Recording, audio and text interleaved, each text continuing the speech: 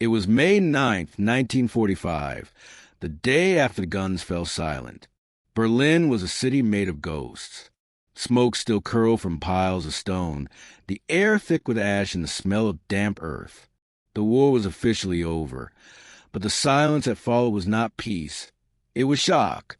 Streets once mapped with artillery fire now stretched empty, except for the slow shuffle of survivors, hollow-eyed and barefoot among the ruins. American soldiers entered from the west with orders to secure, not to save. The mission was clear: occupy, disarm, stabilize. But as they walked to the broken boulevards, they found something their orders hadn't prepared them for. People who looked more like the defeated remnants of humanity than an enemy.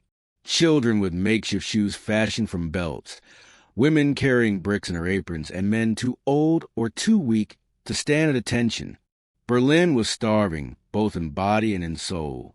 And then, in a city that had forgotten the sound of mercy, came a different kind of rhythm.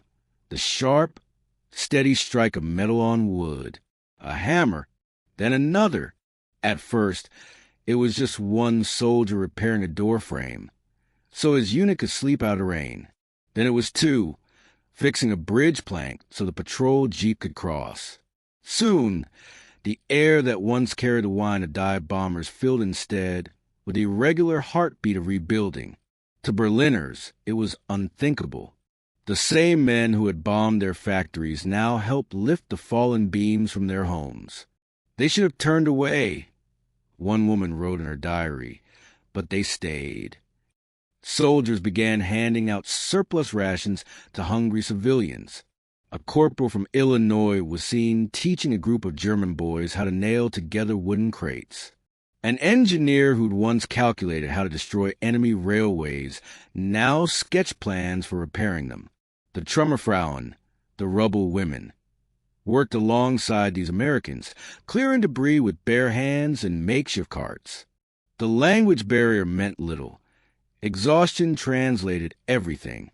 Between shared cigarettes and short nods, a fragile alliance formed, not of politics, but of simple human endurance.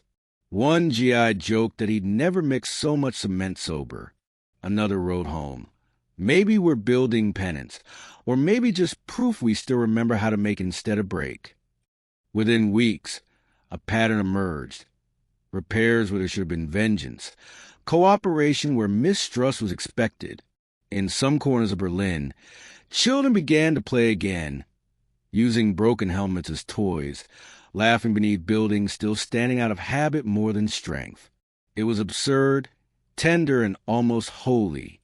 The soldiers didn't call it rebuilding. They called it keeping busy. But those first hammers striking through the ruins were more than noise. They were defiance against despair. Each nail driven into shatter which sounded like an oath to a different kind of peace, one not written in treaties but in actions. And as the sun set over the skeletal skyline, the faint clang of metal still echoed, proof that even after everything burned, something human had survived. By the winter of 1946, Berlin was still broken, but no longer dead. Smoke no longer rose from bombed-out blocks, but from chimneys patched with tin and hope. The city that had once been the epicenter of destruction was now learning, clumsily and painfully, how to live again. The Americans were still there, not as conquerors, but as craftsmen, teachers, and sometimes quiet friends. The first real rebuilders were not architects, but improvisers. Army engineers took scrap metal from tanks and melted it into window frames. German carpenters fashioned tables from old ammunition crates. What had once been the machinery of war became the scaffolding of a second chance. In a gutted library near the Tiergarten, soldiers and German students worked together to salvage books, brushing off soot, straightening torn pages, stacking them like bricks of memory. A German student reportedly told an American sergeant, "These are the only things worth rebuilding first." The sergeant nodded and kept sorting. By spring, Berliners began to notice something strange. They were laughing again. Cafes reopened with doors made of salvaged wood and tabletops of mismatched marble. An American unit helped wire the first electric lights on a ruined street. When they flickered to life, the crowd that gathered didn't cheer. They simply stared, tears glinting in the yellow glow. It was as if light itself had to earn its place again. The Americans brought more than tools. They brought rhythm. Baseball games sprouted in empty lots where Gestapo offices once stood. Kids watched wide-eyed as GIs threw fastballs and shouted in slang they barely understood. Some of those kids joined in, awkwardly swinging sticks instead of bats.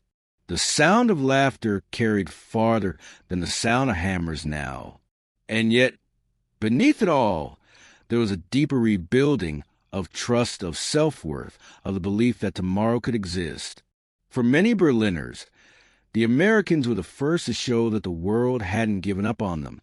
They feed us, they fix our city, one woman wrote in 1946, and they look us in the eye without hate. That is harder to understand than hunger. It wasn't charity. It was quiet redemption, played out brick by brick. By 1947, Reconstruction was no longer improvisation, but policy. American planners and German engineers worked together to design new housing, schools, and transport lines. The same Army Corps that once mapped enemy targets now mapped out neighborhoods. With the announcement of the Marshall Plan, what began in Berlin's ruins became the model for rebuilding an entire continent. Still, the most enduring blueprints weren't drawn on paper. They were written in the way people treated one another. A soldier giving his last ration of coffee to an old man. A German mother sending her son to school in an American hand-me-down coat. A city once fueled by hate, rediscovering the small gestures that make civilization possible. Years later, when historians wrote about the economic miracle, they often skipped the sound that started it, those faint hammer blows echoing to the ruins in 1945. But Berlin remembered, and somewhere, buried beneath layers of new pavement and glass towers, the rhythm of that rebuilding, that steady human defiance, still hums in the bones of the city. The hammers stopped long ago, but their song never really ended.